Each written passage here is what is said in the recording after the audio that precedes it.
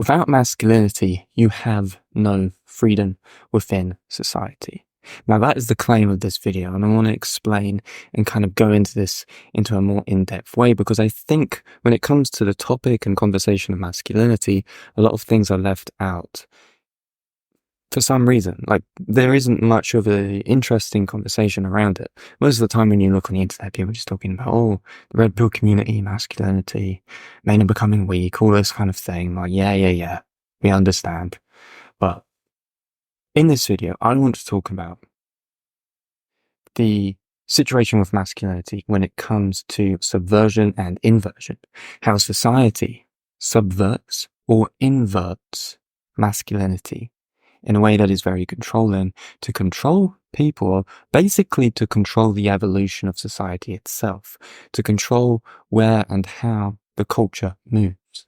Because I believe that masculinity is very much the powerhouse of society itself. It's the essence, it's the drive, it's the willpower, it's the virility, it's the strength which men have fundamentally through an energetic force that allows the direction of life itself in our culture and in our society. And if some sort of government, some sort of force, or some form of state of strength, or the state itself doesn't have some sort of control over this energy, then they're very likely to be overrun by that energy through counterculture movements, through uprisings, through revolts, through things that desire change, because masculinity is all about direction and willpower, or more fundamentally, action.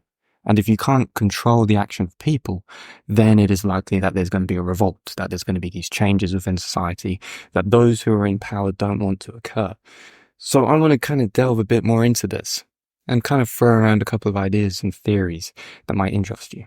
So like I said, masculinity is the essence which maintains freedom within the world. Now that's kind of a bold statement. Not many people would say that because it's not exactly politically correct or anything. But without masculinity, you have the opposite of vigor.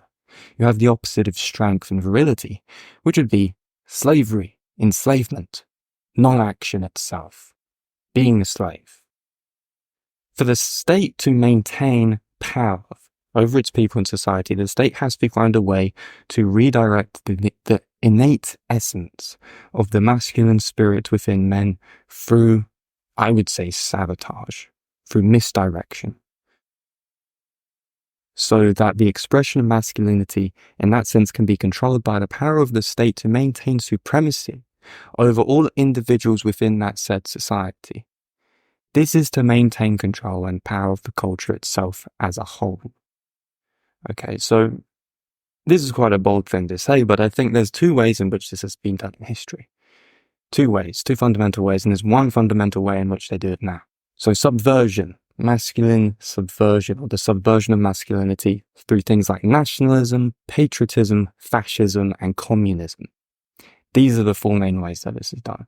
So all throughout history, through the subversion of masculinity, young men have always been told to worship their country by being a nationalist. That you need to be patriotic towards the flag of your country, like they have in America. Americans, even to this day, are still being brainwashed by being told that they need to, quote unquote, pledge allegiance to the flag. But for, a country that calls itself a Christian country, shouldn't they instead be pledging allegiance to, Jesus Christ if they're a Christian country? But of course they don't do that. The United States of America, a so-called Christian country, as they claim to be. But however, the reason to why masculinity is subverted into ideology, into these things that I'm mentioning here, is so that they can literally kill off the young men. Why else would they be doing this? And the reason why they would be doing this, that would be done through physical warfare, because you would have wars. Wars were much more consistent and much more common in history 100, 200 years ago. Obviously you had World War I, World War II. Then you had all the other wars before then. Now we don't really have that many wars. Obviously you've got the war in Ukraine, all that stuff, but it's not like there's not consistent wars happening everywhere all the time. Instead, you could say that living in the 21st century, we're now much more in a form of spiritual warfare, a warfare that is more of the mental mind rather than the physical body, to control people in that sense. Now this would, like I was saying, be done through physical warfare, to get them to die for an empty cause in which they know nothing about by brainwashing them with nationalistic propaganda. So this way, the masculine spirit of the youth is therefore wasted and literally dies within the trenches of warfare and death. They become cannon fodder. Now, if the state, the communists, the fascists, the ideologues, the people that are in power within either history or within whatever time of history we're talking about here, the powers that be that want to maintain power didn't do this, if they didn't do this, loads of counterculture movements of young men would probably arise. There would be revolts, there would be rebellions, there would be counterculture movements, fundamentally, that would be created by young masculine men because they'd be integrating with that masculine spirit of action, movement, change, evolution, that would threaten the power structures that exist within society, and therefore masculinity would not be under the control of the state or the government or the powers that be that maintain supremacy over the people. That is fundamentally, I would say that's a big reason why these types of things would happen, because if you do that, you kill off all the young men. And that way, you very much control that fundamental energy through death, through warfare. However, masculine subversion today, I would say, isn't as effective as it used to be, because we now have geopolitics, we now have globalism, we have cultural diversity and all the things that come from cultural diversity, etc., etc. So you only will see this form of masculine brainwashing happening today within niche extremist groups of either ethnic or pseudo-religious extremism or through rebellion, like you had recently, like the attack on Moscow, where it's supposedly, ISIS or one of these types of groups, where these people are completely brainwashed to basically die for some sort of cause which is completely delusional, or something of this nature, through terrorism, all these types of things, right? And that's where you'll find this now, through these kind of extremist, pseudo-religious groups of nationalistic rebellion, or something like this. But back in the day, this was the only way you could control masculinity, through war and death, I would say, anyways. But today, there is a much more effective way to do this. And the other way in which you could say this is done is through inversion. So this is the effeminization of the masculine imperative. Okay, instead of doing subversion, trying to redirect masculine energy towards some sort of ism, into some form of ideology, through nationalism, fascism, communism, all of this type of stuff, instead of doing that, you now have the inversion of masculinity through agendas, through ideologies still, but it's done in a more effective way because of globalization itself. You can affect more people in a more wider landscape because of globalization. And the globalization of Western society in all its many facets within life. So in today's world, it is much more easier to attack masculinity in this sense at its core through inversion, because we have globalism surrounding every factor of what makes up society. Global food chains, global mass media, global ideologies, propaganda, global political movements that are applied to everything through maybe certain institutions or organizations and which try to influence the world or whatever. And I'm getting to what those would be now in a minute. And all of it, in some way or another, attacks the authentic existence and expression of masculine energy, or the masculine imperative, let's say. For example, we are eating more manufactured, processed food than ever before in human history, and it is making people fat, unhealthy, and stupid. Okay, it lowers men's testosterone, which is the hormone of masculinity, the hallmark of masculinity itself on a biophysical level, because we're not eating any actual natural organic whole foods to get the essential vitamins which the body needs from real food. We're not eating any of these things. Look at the American diet, for example, is a big factor within this.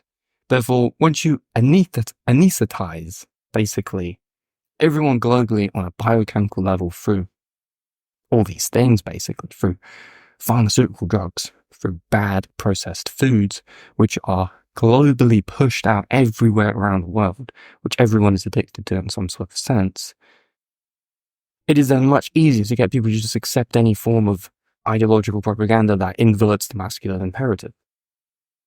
such as third wave feminism. How do we attack the family? We do it that way. Climate activism. How do we affect or attack the movement of your locality as an individual within the world? We do it that way. Gender ideologies. How do we attack your understanding of your own identity? We do it that way. And then, of course, veganism. How do we control what you eat, how you consume, and things of that nature? Veganism, or something like this. And veganism is inherently linked to the ideologies, and propaganda of climate change is inherently linked to the same thing. Now let's remember, none of this crap existed in the age of masculine subversion, when you had wars going on, and you had men having to be nationalists, having to support their country through some form of patriotism and wanting to die for their country. You never had any of this crap. None of this, all these things I'm talking about through masculine inversion. Don't fund the meat industry or anything of that nature because it's immoral, even though it's a miracle because it feeds all millions, billions of people all around the world, hungry people that need food. Don't travel or eat meat because it's bad for the climate, even though climate change is an inevitable thing that has happened throughout the history of the world. Don't call yourself a man because gender is not real. There's actually non-binary, all this type of stuff. So all of these things invert the direction of masculinity, you could say. And what I mean is masculine in the direction of the masculine imperative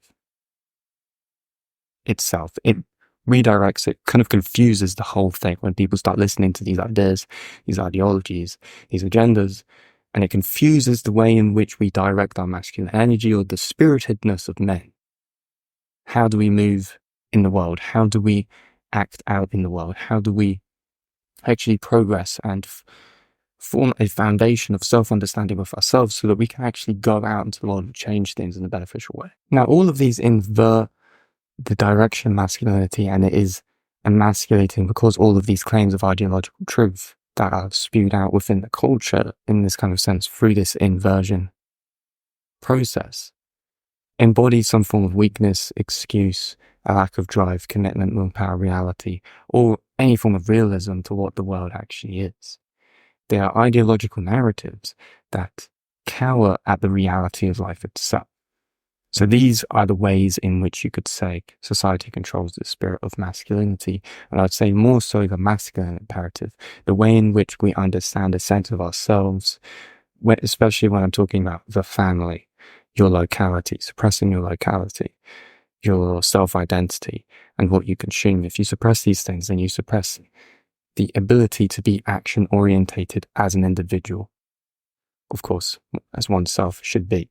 So if you enjoyed this video, make sure to give it a like, share it around, comment your thoughts down below. What do you think about these quite controversial ideas that I'm talking about? And of course, if you're interested in any form of coaching, if you struggle with bad habits, self-limiting beliefs, and you want to overcome intrusive thoughts of any kind that you may be struggling with, then inquire down below, book a free discovery call, and I will speak to you very soon.